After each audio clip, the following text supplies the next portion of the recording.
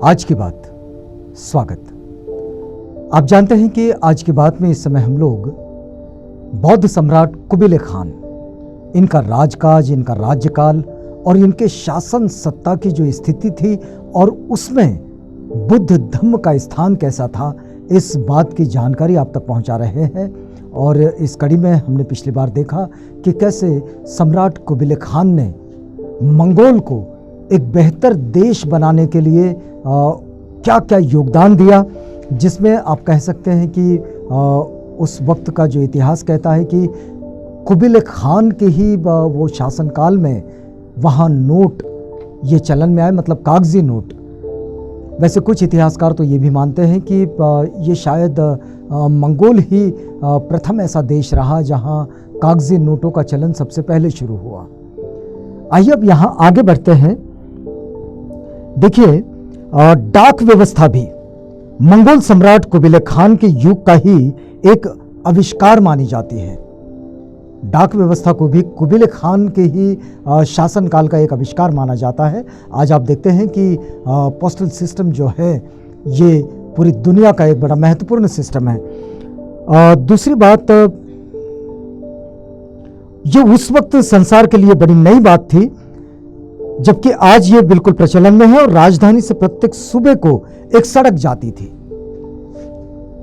ये बड़ी विशेष व्यवस्था थी मंगोल सम्राट कुबिले खान की कि उनकी राजधानी से प्रत्येक शहर के लिए, प्रत्येक गांव के लिए, प्रत्येक सूबे के लिए एक सड़क जाती थी और जिसका नाम उसी सूबे के नाम पर रखा गया था। यानी जो सड़क जिस सूबे में जा रही है उस सड़क को उसी नाम से पहचानते थे। अब इससे यह समझ में आता है कि आवागमन के लिए शानदार सड़कों का निर्माण किया गया था और प्रति 25 मील पर एक सराय बनाई गई थी और जिसे निमखिना कहा जाता था। यदि कोई वहां अचानक चला जाता तो उसे भी किसी प्रकार का कष्ट नहीं होता था। यानी हर वक्त उस सराय में कोई ना कोई ऐसा व्यक्ति होता था, ऐसा सेवक होता था, ऐसा अटेंडेंट होता था कि जो आने वाले आगंतुकों के लिए सुविधाएं प्रदान करता था, सेवाएं देता था।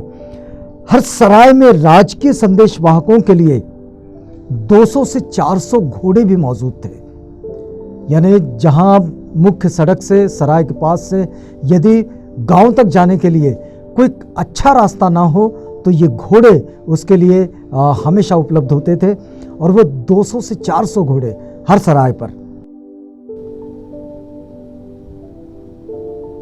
ऐसे कहा जाता है कि संपूर्ण साम्राज्य में 3 लाख घोड़े केवल दूतों एवं हरकारों के लिए रखे गए थे।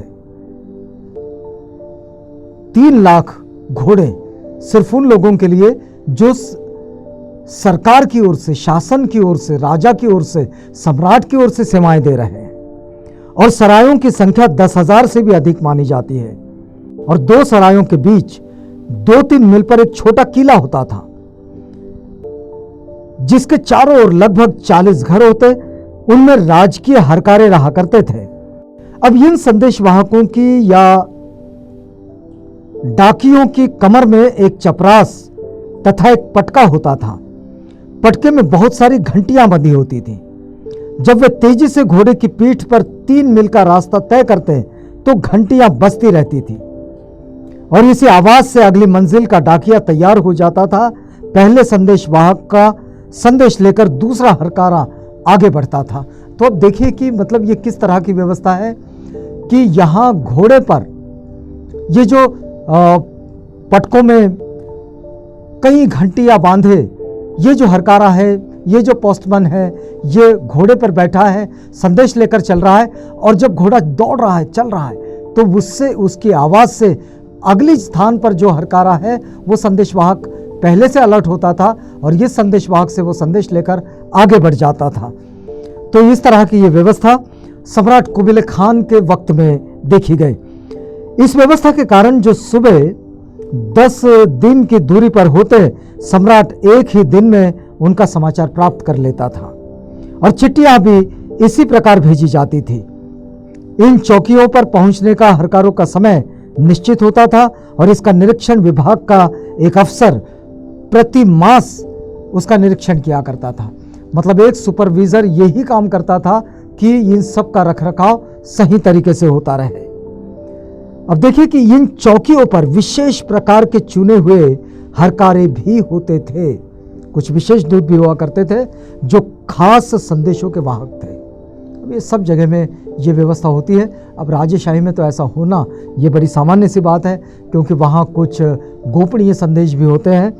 तो जो खास संदेश वाहक थे और जिनके कमर में घंटियां होती, जब किसी सूबेदार को कोई जरूरी हुक्म भेजना होता या किसी सरदार के विद्रोही हो जाने की सूचना भेजनी होती अथवा अन्य ऐसा कोई आवश्यक कार्य होता, तो हरकारें दिन में 250 मील की यात्रा करते।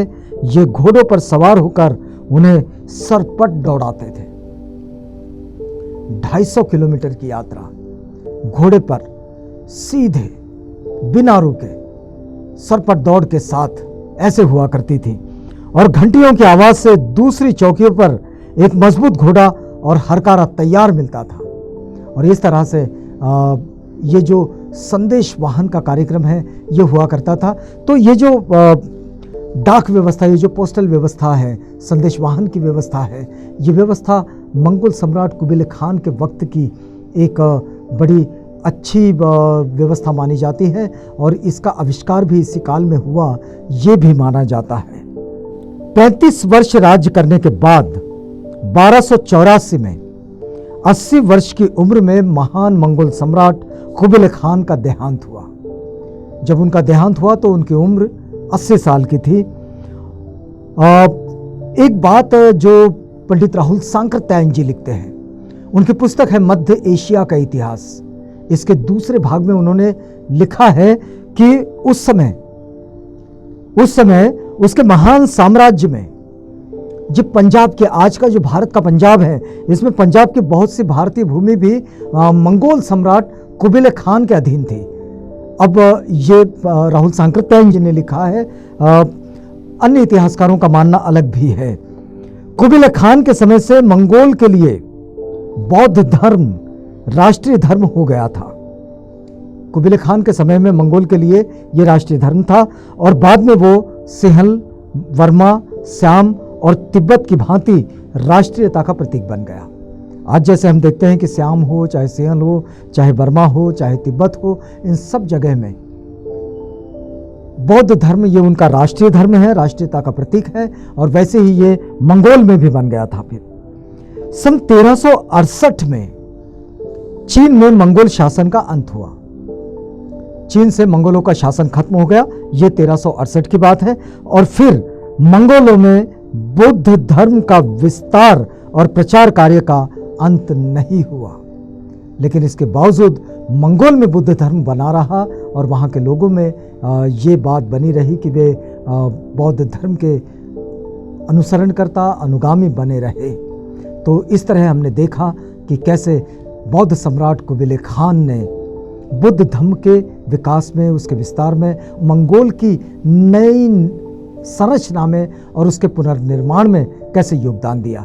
यहाँ रुकते हैं, अगली बार मिलेंगे किसी और बौद्ध सम्राट की उसी जानकारी के साथ जिस जानकारी का आपको इंतज़ार होता है।